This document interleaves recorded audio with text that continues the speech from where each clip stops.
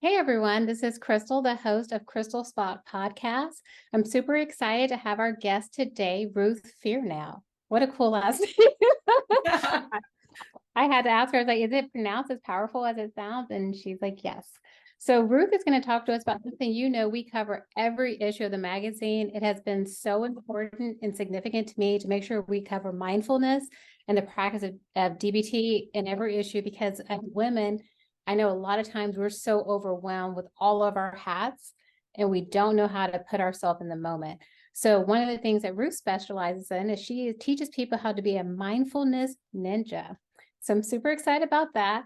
One of the phrases I liked a lot is that she teaches you how to infiltrate the dark corners of your mind and neutralize threats to your growth and happiness. So thank you so much for being on here. I'm super excited to learn more about mindfulness and the practices that we all need to be utilizing to help us get through our day. Thank you. Awesome. So let's go ahead and get started. How did you get into this field of mindfulness therapy?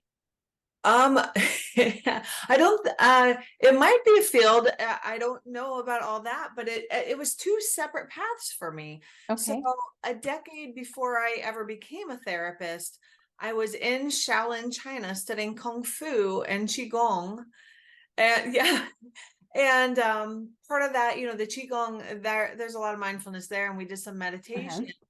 And I started getting serious about a meditation practice. And I was reading from Eastern books at the time about what that looked like and trying to practice every day and practice for extensive periods of time. And like many beginners, I felt terrible at it, but I kept working. And when I came home from China, and I was there for a month, just over a month, I came home and I continued practicing at home and just really trying to figure it out. And then I got into guided visualizations and all these different tools. Fast forward a decade, I become a therapist separately.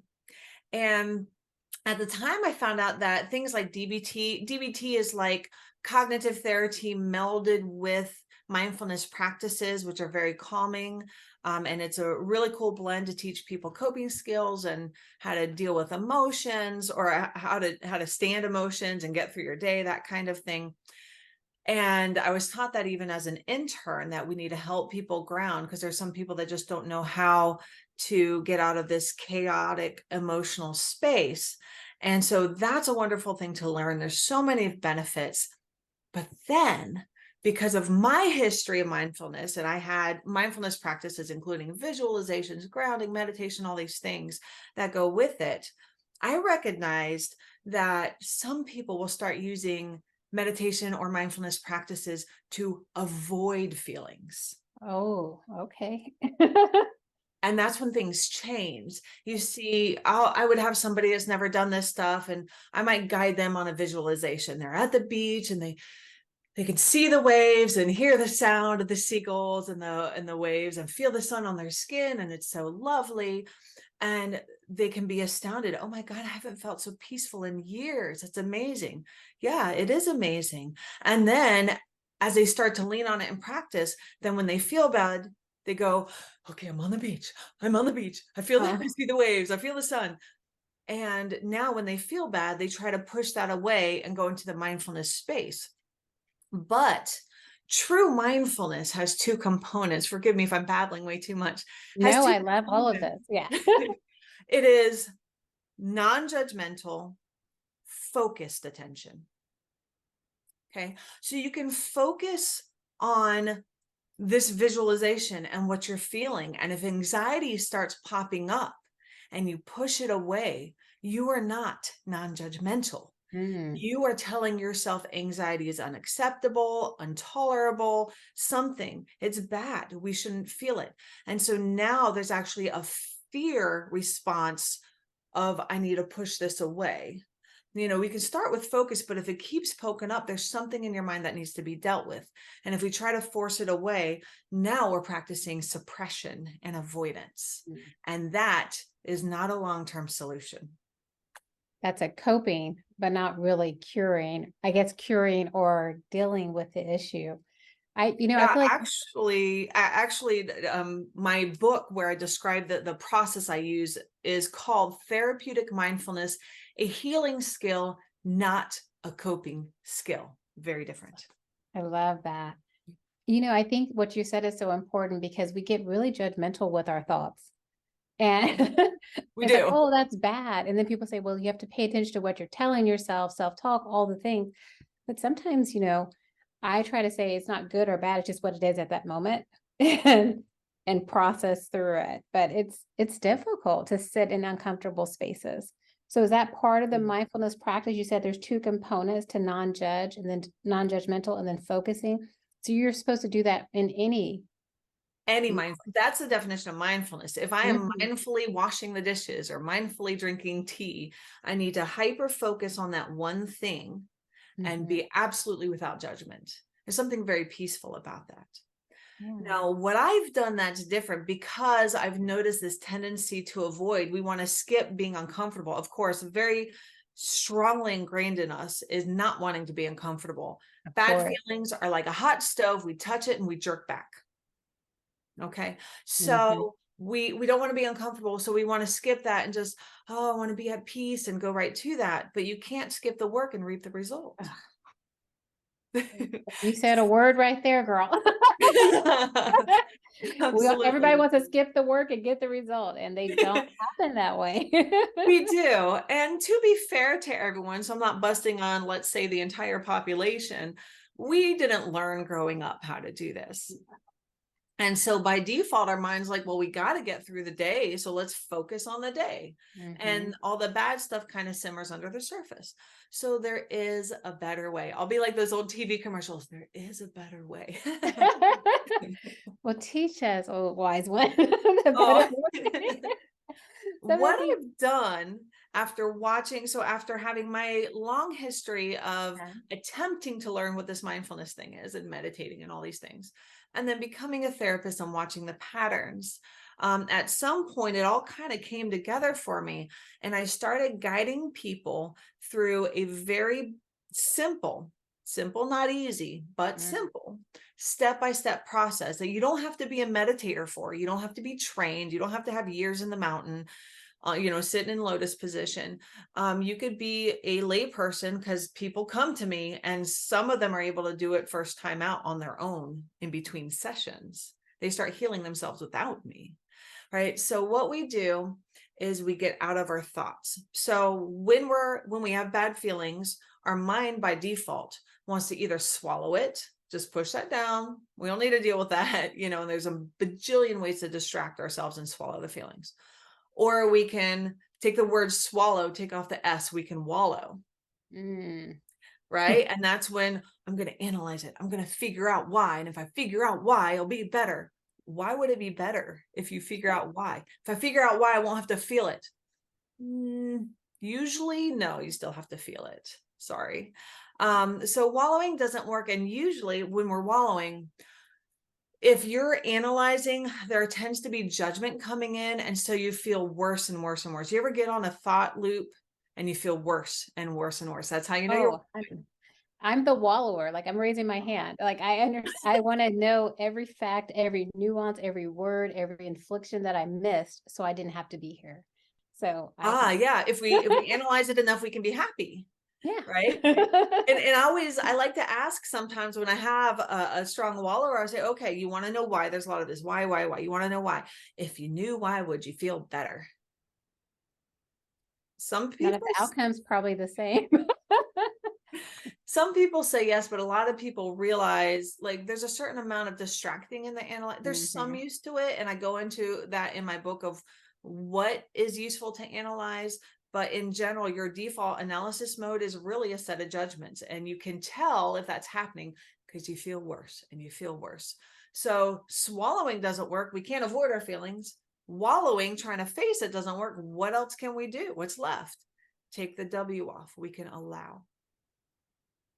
I love that. I'm getting your book for my mom and sister as soon as we get this. Everyone's getting this book. Everyone. Yeah, and I, I would certainly encourage you to check it out and see if it's worth its salt. But if so, please give it to everybody, because I want people to learn. So after the way we allow, and the how to is all in the book, but it's also, I have downloads on my website of the very basic process. We allow by getting out of our mind, because our mind has a judgment. So that's why the wallowing doesn't work. But where are your feelings when you are anxious, when you are angry, when you are despairing? Where do you feel them in your body? You got anything come to mind for you? Well, I feel like I know. I want to say I overanalyze, so it's always in my mind, but you feel in your nervous system, you kind of get all over. So I don't know. So does that mean you get like amped up and Yeah. shaking, jittery, and restless? So for Mm-hmm. you, it might be some arms and legs. It's Mm-hmm. jittery. I need to do something. I I've need to been do I've been something. a leg shaker. I mean, I've gotten way better as an adult, but as a child, I got reprimanded multiple times for shaking my leg because it was anxiety and dealing with trauma and emotions. It was a Mm. way to physically manifest that, like by just, I don't know if you've seen these people that just bounce their legs Oh yeah. nonstop. Oh yeah. Oh, so yeah, that's where mine comes out. Granted, it's been years since that's happened, but because I've been doing So this work. So everyone listening, this work is important.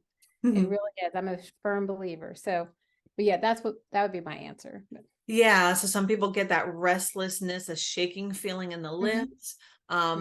Probably the most common thing people will get is something chest, heaviness in the chest. I wonder if you're shaking in your limbs, if you check, if you would notice that your chest is heavier or Yeah. shoulders heavier, or even if you're in anxiety, but there's helplessness, maybe not because you feel restless to do something. So it Yeah. might be chest, but helplessness, you might feel that twisting in the gut. So Yeah. people hear these, oh, my chest is heavy. Oh, it's like I got punched in the gut. You know, some people get throat clenching. So there's a lot of Mhm. ways you manifest feelings, but the feelings, the point here is that they're in your body. Yeah. So how do we allow? I have that method where you get out of your head, out of that narrative, that story, and into your body, focused attention in your body. And there's some body focusing attentions that body focusing questions that I use to get people's attention, super focused in their body. And the emotion starts to take like a very abstract, unusual form that they're like, it might start as heaviness in the chest, and then more aspects of it'll come out. And next thing you know, you have this heavy steel plate that's pressing down like a cage over your ribs, and it's cold and it's heavy. And people get these really vivid images when they use the body focusing questions.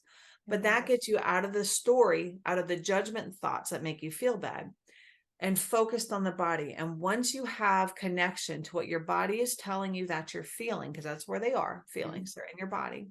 Once you're connected, then the magic happens when you allow.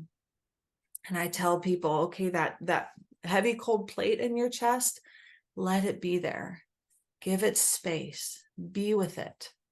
The feeling, when we have feelings like that, it's indicating, like, feelings are information. You say they're difficult, they are, but they're information. So this feeling is a part of you that's showing up hurt, and I want you to let it know it's not alone. Be with it. And when that happens, I can't even describe, everything changes. It starts to heal without my help. Your subconscious mind actually knows how to heal if we can get out of our thinking. Yes, I love that. I'm, every time I do a show, I'm always so impressed by the amount of information the guests are willing to give. And that tip right there, I think could change someone's life. Listening to that, that's so important for people to understand that connection and to get out of that. So I'm so thankful that you're willing to share all of that with us. What are you? Absolutely. One of the things I was going to ask you, why is it important to teach therapeutic mindfulness instead of traditional mindfulness? And basically, what's the difference between therapeutic mindfulness and traditional mindfulness? Well, tradition, and I may have written that wrong. Traditional mindfulness, maybe I can't speak as well for it because I'm not Okay. from the East and from the traditions. I started reading about it, and there was a lot of like non-judgment, being open to what happens and being in that observer position. But when I was reading from those Eastern books, they never said, make sure you focus on being happy, make sure you focus on being calm. It never did that. It taught an observer mindset. But when it came to the West, what I'm seeing is a lot of focus on the calm, focus on the happy. And there's still, I mean, there's a lot of science documenting how wonderful it is. So I never, ever, ever want to put down the benefit you can get. I still recommend all kinds of mindfulness stuff to people. But the thing is, if we only focus on filling up the positive and we ignore the negative, negative feelings, that's suppression. What you push down pushes back. What you resist persists. What you're pushing down, your body will express it regardless. And so if you only push down, like doing positive stuff is good, but you have to do the negative. You have to deal with the negative. And if you never, ever, ever do it and it gets suppressed really heavily over years, it comes out. It's like pushing something down in a box that explodes sideways. It comes out as panic attacks, rage attacks, nightmares, dissociation. It comes out. It will not be denied, your negative emotions. But if you face it directly, the first thing that happens for a lot of people is the fear around facing it comes down as you experience that you can get through it. And then your confidence goes up. So why do therapeutic mindfulness? Because in the West, we're only taught the Pollyanna version, and we need to be taught the demons version. Let's look at those demons. Let us infiltrate the dark corners of our mind and neutralize threats like a mindfulness ninja. I love that. That's so true. Because when I think about affirmations, positive, all these things you're saying, meditation on something positive and happy, but you're right, it's the scary thoughts that we need to address too. And like I said, non-judgmental, but focused on, but we are pretty much in a society of, well, just make it all happy, make it all great. You know, can you imagine? Can you imagine what it'd be like if you took your scariest thought and you said, okay, I'm going to look at you. I see you with compassion. And the scary thought showed you how scared it was and then started to get soothed. And when you're done, you look at the same thought and it had no fear. Can you even imagine that? It has no power over you. Yeah. I do that with my nightmares. I try to re-engineer them when I have a nightmare, which I have, thankfully I haven't had it, but I will say, okay, that's just this. I'll put it in the corner, whatever the demon is. I'm like, you go sit in the corner. Don't nobody have time for you right now. And you don't feed into it. You just ignore it because, you know, a lot of us have generational trauma and scars and things that just kind of carry through your DNA and then your real life experiences as well. And it's like, if I let those take that power, I would be in, what do they say, in paralysis from all of that. So part of my work for my own personal growth for the last 10 years has been like, okay, take it out of here. Like you said, I've never thought about the body. That's something new that I'm really excited because I think, and you know, I'm an open book. Everyone knows that listens to this. Like my eating and my weight is probably how I suppress it. And like you said, if you put it too much and you swallow all the anxiety, you tend to go. And I was like that box that's being stuffed with stuff. If you don't deal with it, we're all dealing with it in different ways, whether it be nightmare or addictions or other things. But you're right. A lot of what we see in self-help is all about the positive. It doesn't give you the skills to deal but and cope what with do you do when pain. you feel bad? Yeah. It's like, well, you just only want to feel good. Well, yeah, that's part of the process, but reality is you're going to have days when you're going to have to, you know, find coping things for that. Because one of the things you talked about is strategies with the mind to help cope with pain. Because some days you have pain. And if we're only thinking about, you know, Pollyanna type, we're not really addressing the reality of people's lives. And sadly, when some people are really into the Pollyanna mindset, and that's all what their friends are telling them, and they're trying to grow, sometimes they'll start feeling guilty or like a failure because they can't be happy all the time. That's not realistic. And so when people like, I just want to feel good all the time, and I get a little snarky in a silly way for people that can handle it. And I'm like, I'm sorry, I don't make the rules. I just explain them. That way. That is so good. Well, we all have those moments. And to judge them and say, well, I'm bad because I have an off day, that's really a terrible place to put yourself in. Like, so Yeah, I bring that up in the book. It's like, not only do I have this bad feeling, but now I have judgment and shame on top of the bad feeling. Now we have Well, layers of stuff to uh, work through. how do Whereas you, even with that demon that you have, you can take that next level by saying you don't want to feed the demon by putting the thoughts and the fears, but you can say, let's look at the hurt beneath the demon and Mhm. sit with that part that's scared, and that can heal. That's hard. Like you said, it's simple, but it's not easy. Correct. It takes persistence and work. Yeah, Yes, definitely. it does. How can someone apply self-compassion? You've already given us so many great tips, but one of the things I want to learn is because you said guilt and shame and regret and all those things. Mhm. How do you give yourself compassion in these moments? One of my very favorite chapters in my book is a chapter on self-compassion. But if anyone goes onto my website, ruthfearnow.com, and looks at the downloads, there are a series of downloads that are the mindful phrases. And this was just like a brain dump of phrases that I would say to people when they're in the middle of mindfulness, therapeutic mindfulness, and I'm guiding them through it. And they're all there to remind us what the language of letting go, what the language of compassion looks like. But probably the one biggest tip, and I already mentioned it here because I like to, plug it somehow, is anything that's coming up for you is a piece of you that's hurt. So you're not bad because you're angry at your mom, even though you get along now. You're hurt that what she did to you in the past, or whatever it is. If you have a bad feeling, that's a part of you. It's not all of you, but it is a part of you that's hurt. And when we don't like the fact that we have this feeling, I'm bad because I'm angry, then we push it aside, and that anger grows and festers. And then there's fear about feeling the anger, and it just becomes this big blob of yuck. And instead, if we can look at the angry part, like it doesn't feel good to be angry, but that feelings are information, and whatever I'm feeling bad is a hurt part of me. So let's go to the anger. Say, I see you're hurt. What's going on? I see you're hurt, but you don't have to be hurt alone. And we're in our body, and there's a big, like, I don't know, lock on either of our jaws, and it's clenched up, and we feel that, and we look at the hurt and we say, I see you're hurt. Let me be with you. And something about being fully listened to, even if you're unacceptable, like anger is unacceptable, and Mhm. someone actually listens to you all the way.